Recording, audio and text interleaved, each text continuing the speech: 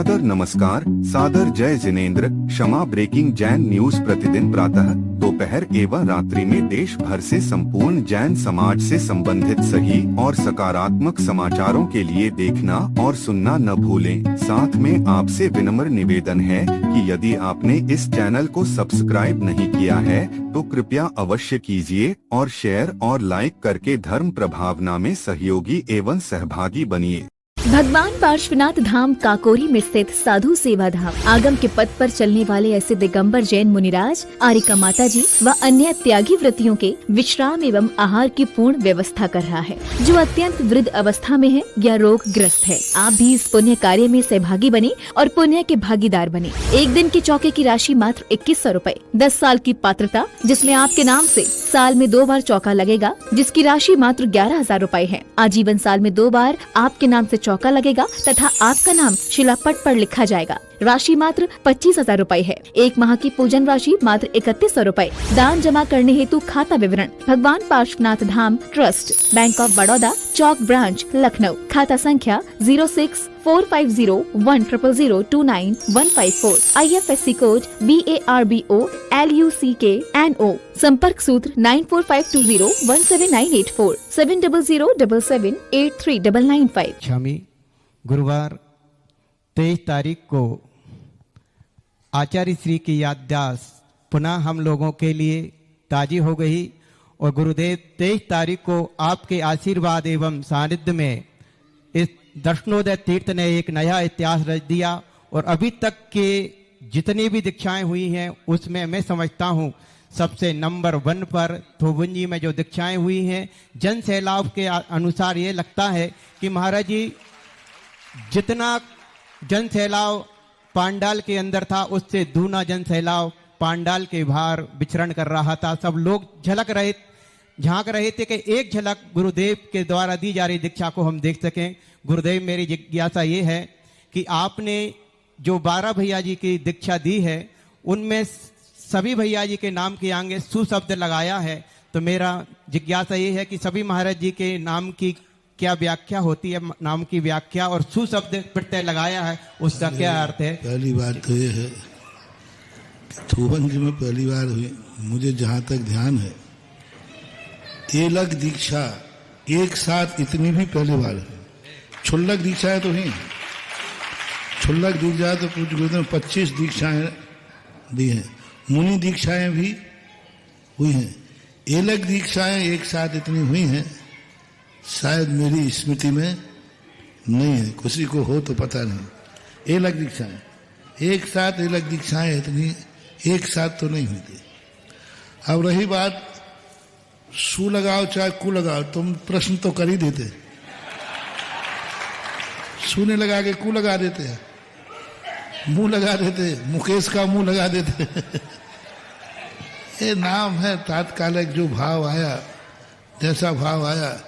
एक बार आचार्य श्री ने किया, सारे नीनी पर लगा दिए पूरी। कहीं दीक्षा हुई थी राम, सब नी से सब वृश्चिक राशि में लगा दिया था, पूरे नी पर, नी से सबके नाम नी पर रख दिए, तो रख दिए। हम लोगों की जब दीक्षा हुई तो सबके नाम सा पे कर दिए, जिनके नाम आगे पीछे थे उनके भी मिला के कर दिए। जब मुनि दीक्षा हुई तो सबके नाम अलग अलग थे। मेरा परम सागर नाम था, समता स्वभाव, फिर आगे एक और महाराज थे, सबके अलग अलग नाम, हाँ सबके नाम थे। तो उन्होंने सबके नाम बदल करके सबके नाम सा पे कर दिए, सुधा, समता, स्वभाव, समाधि, सरल। तो अब आचार्य से कौन पूछेगा महाराज जी आपने सा पे नाम क्यों रख दिए? नाम एक ऐसा है कि उस समय तात्कालिक जो आता है स्थितियां विचार करके, और उस समय और भी विचार कर लेते हैं सब प्रकार के, कौन सा अक्षर किस रूप में इष्ट है, अक्षरों का भी रहता है, और एक सहज भाव होता है ईमान। श्रद्धे महाराज जी इनके नामों की व्याख्या, सभी महाराज जी के नामों की व्याख्या आपके हर मंदिर से सुनना चाहते हैं। हाँ, सबकी व्याख्या अपने अपने महाराजों से सुन लेना। श्रद्धे साधना दीदी अपनी जिज्ञासा रखें और अगली जिज्ञासा के लिए बड़े आदर भाव से आमंत्रित कर रहे हैं। धन्य कुमार जी जैन महामंत्री, शांत्योदय अतिशय तीर्थ क्षेत्र। पूज्य श्री जी के चरणों में बारंबार नमोस्तु। छुल्लक जी अलग जी के चरणों में बारंबार इच्छामी। पूज्य श्री, मेरी एक शंका है कि आपने 2 दिन पहले प्रवचन में बोला था कि नमोकार मंत्र को असीम करो, माला फेरते उसको असीम करो, दान देते उसको असीम करो, अहिंसाणु व्रत का पालन करते उसको असीम करो। तो मेरी ये भावना है कि हम इसको कैसे असीम करें और कैसे मतलब इसका पालन करें। नाम की तुम व्याख्या कह रहे, सभी के नाम प्राय सबको याद ही है समन। अकेला एक नाम जरूर कठिन है जिसमें विद्वान लोग भी ने भी व्याख्या की है, सुमेध सागर। अब सुमेध सागर मेधस शब्द से बना है। मेधस शब्द जो है जब समासांत होता है तो मेधा, मेध से मेधा बनता है, और जब किसी चीज का समास होता है तो उसमें आकार जो होता है वो ह्रस्व हो जाता है, तो सुमेध बन जाता है, पर बना मेधा से ही है। लेकिन जब कोई आगे अक्षर समाज आ जाता है, जैसे अमिताभ है, अमिताभ बच्चन होते ना, तो अमित आभा, आभ शब्द नहीं है, मूल शब्द है आभा, लेकिन जब अमित शब्द से समास किया तो अंत का जो दीर्घ था वह ह्रस्व हो गया अमिताभ। ऐसे और भी शब्द बनते हैं जिनके दीर्घ होते हैं और बाद में जाकर के समास होने पर वो ह्रस्व हो जाते हैं। तो इस प्रकार का बाकी सब आप लगा लेना, समझदार हो। नामकरण जो करते हैं उन नामकरणों पर बहुत बड़ा प्रभाव पड़ता है। नामकरण में बहुत सोच के करता हूँ, बहुत विचार करके करता हूँ।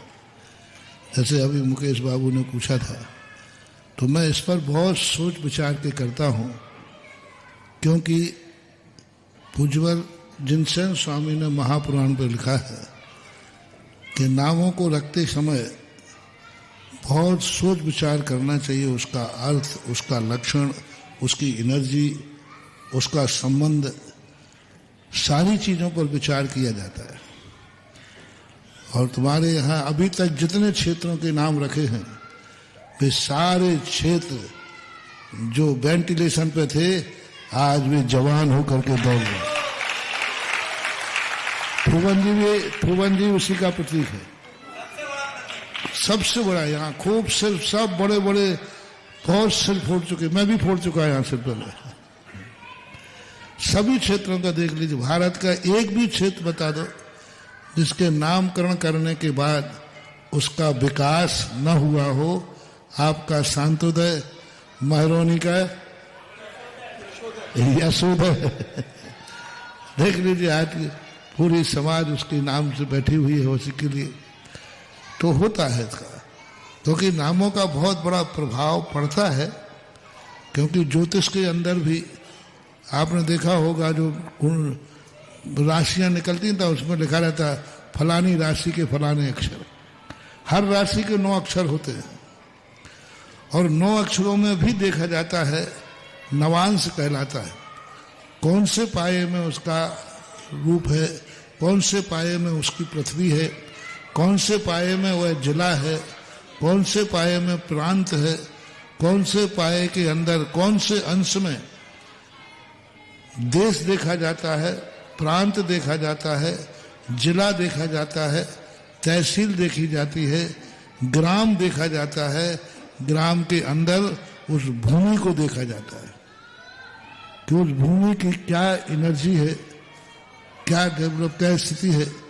कई बार किसी क्षेत्र में मैं नहीं पहुंच पाता तो वहां की मैं मिट्टी मंगा लेता हूं, और उस मिट्टी को देख करके, मिट्टी से भी ये निर्णय होता है यहाँ की मिट्टी के लिए कौन सा अक्षर सूट करता है। मिट्टी के लिए, नाम के लिए नहीं, मिट्टी के लिए। मिट्टी के लिए अलग अलग मिट्टियों के अलग अलग अक्षर हैं। कौन सी मिट्टी में कहाँ मंदिर बनना चाहिए, कौन सी मिट्टी में कहाँ संसाला बनना चाहिए, कौन सी मिट्टी में राजा का महल बनना चाहिए, कैसी मिट्टी में वैश्य को बड़े कुड़ कहना चाहिए, मिट्टी में कहाँ ब्राह्मण का मकान बनना चाहिए, कहाँ शूद्रों का मकान बनना चाहिए। कर्मचारी कहाँ के, सारा का सारा इतना बड़ा विशाल वैभव है, ये साइंस है। स्पष्ट दिया कि राजा का महल की मिट्टी कैसी, और मिट्टी को देखकर ये महल के लायक है कि नहीं। यहाँ ब्राह्मणिक है, जो व्यापारी है वो कौन सी मिट्टी में व्यापारी का मकान बनता है, जो सेवक हैं उनके द्वारा कहाँ बनेगा, ये सारे के सारे निर्णय होते हैं। इन सब चीजों पर विचार करके फिर नामकरण, ऐसे नहीं कि जो मुंह में आया सो निकाल दिया।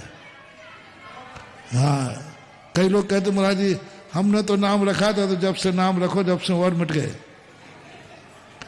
तो उस पर तुमने विचार नहीं किया, क्योंकि नकल के लिए भी अकल चाहिए। बहुत सोचता हूँ, बहुत विचार करके सारे 50 तरीकों से सोच करके फिर उसमें अक्षर सेट करता हूँ कि इस राशि के लिए, इस क्षेत्र के लिए कौन सा अक्षर सूट करता है, वहाँ के भगवान कौन से हैं, और भगवान का मुख किस तरफ है।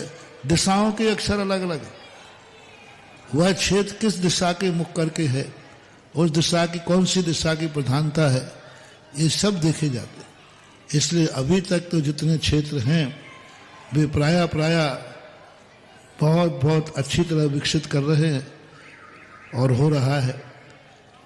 तो ऐसी स्थिति को लिए शांतोदय तीर्थ क्षेत्र बहुत बढ़िया, बहुत अच्छा है। बाउंड्री बना ली, 30 बीघा जमीन, जहाँ 1 इंच जमीन नहीं थी, 1 इंच जमीन नहीं थी तुम्हारी, आज इतनी कर ली, बहुत अच्छा है। पंचायती मंदिर में वेदी बनवाता है या भगवान की स्थापना करता है, तो उसका कितना अधिकार रहता है गुरुदेव। जैसे मैं भी अगर किसी पंचायती मंदिर में वेदी बनवाऊं और प्रतिमा स्थापित करूं, और उसमें अगर कुछ गलत लगता है पंचायत कमेटी को, अध्यक्ष मंत्री पूरी कमेटी अगर उसमें सुधार करे, तो क्या मैं उसको रोक सकता हूं? मेरा कितना अधिकार है भगवान बताइए। नमोस्तु, मेरी शंका का समाधान करें। बहुत बड़ा प्रश्न है, सारे भारत का प्रश्न है।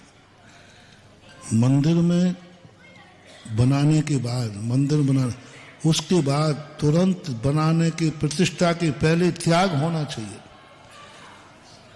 जो लोग अपने मंदिर में वेदी प्रतिमा बनाकर अधिकार रखते हैं उनकी बहुत बर्बादी है। 3 पीढ़ी के बाद उनका अधिकतम, वो तो उसी दिन से शुरू हो जाता है, लेकिन थोड़ा बहुत पुण्य है, 3री पीढ़ी के बाद उनका ऐसा धीरे धीरे ह्रास होता है कि उनके वंश में नाम लेने वाला नहीं बचता। मंदिरों में अधिकार, मूर्ति पे, क्योंकि तुमने मूर्ति दान की है और मूर्ति कह करके अब वो प्रतिष्ठित हो चुकी है, अब तुम्हारा कोई अधिकार नहीं, मंदिर पर कोई अधिकार नहीं। बड़े बड़े सेठ लोग बर्बाद क्यों हुए? मंदिर बनाए और अपने परिवार के कब्जे में रख लिया, अपने परिवार का ट्रस्ट बना दिया।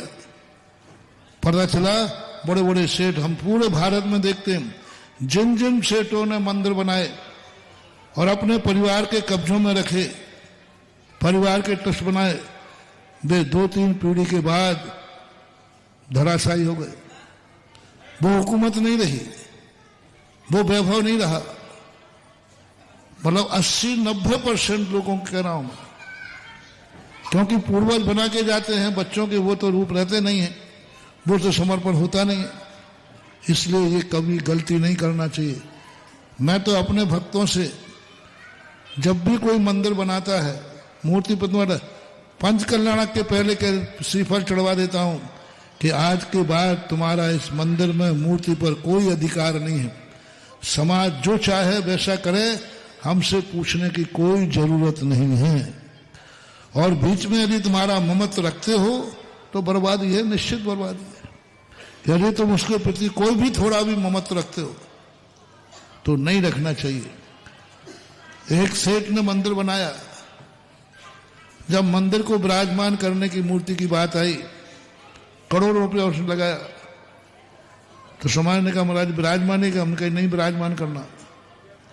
बोले महाराज जी ने करोड़ों रुपया लगा दिए, अब मूर्ति विराजमान की बोली तो 2-5 लाख की है, हमारे भाव हैं सेठ जी बैठा ले। मैंने कहा आपका सेठ बैठा लेगा, मेरा भक्त नहीं बैठा लेगा। हमने उनसे कहा सेठ जी यदि समाज की मानना हो तो बैठा दो, और मेरी मानना हो तो मत बैठालना। अब पूरा मंदिर बनाया, पूरा पंचकल्याण किया, अब भगवान को विराजमान न करने की बात आई, मैंने रोक दिया। सेठ जी कह रहे मैं तो महाराज की मानूंगा, बैठ गए वो। हमने आप मंदिर का त्याग कर दो, मेरा मंदिर नहीं, मैंने देखा नहीं, मेरे कोई लेना देना नहीं। अब बुरी लगी तो मैंने बाजू में उनको बैठा लिया था। हमने सीढ़ी बोड़ी अपन को छोड़ना नहीं है।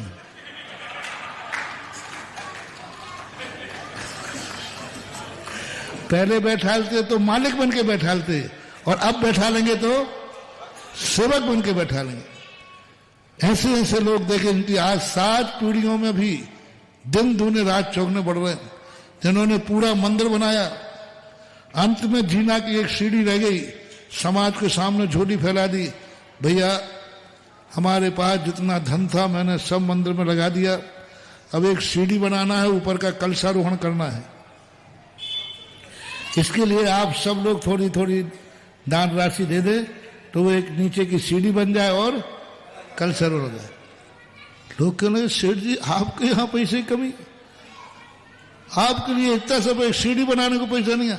अरे भैया ये सब अपनी अंदर की बातें हैं, अब क्या करें, आप तो दीजिए। सबने दे दिया और सीढ़ी बन गई, कलशारोहण हो गया। जब सम्मान की बात आई कि सेठ जी ने मंदिर बनाया, उन्होंने कहा रुको, first impression is last impression. पहली सीढ़ी समाज की, आखिरी कलशा समाज का, बीच का तो कोई मतलब ही नहीं।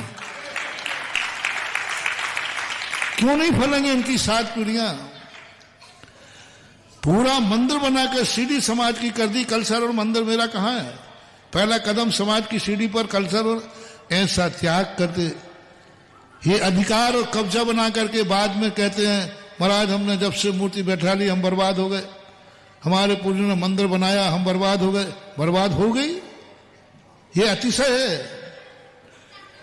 मंदिर बनाने वाला, मूर्ति बैठाने वाला यदि अपना अधिकार रखता है तो ये बर्बाद हो गई, ये धर्म का अतिशय है, चमत्कार है, बहुत बड़ा अतिशय है। इसको कम विपदा नहीं मानना, अतिशय है, चमत्कार है।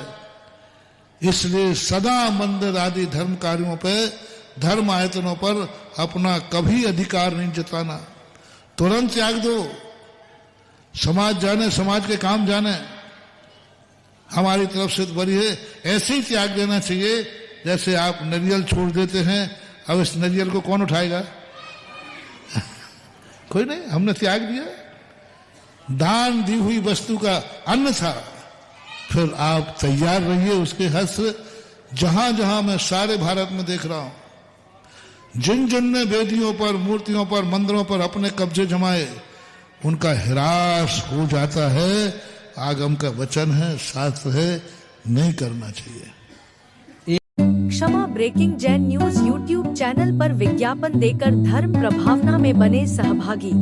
विज्ञापन देने हेतु संपर्क कीजिए मोबाइल नंबर 9026900740 एवं समाचार एवं वीडियो भेजने हेतु WhatsApp number 9335236222। Kshama breaking Jain news YouTube channel देखने के लिए आपको बहुत बहुत धन्यवाद। सादर प्रणाम, सादर जय जिनेंद्र।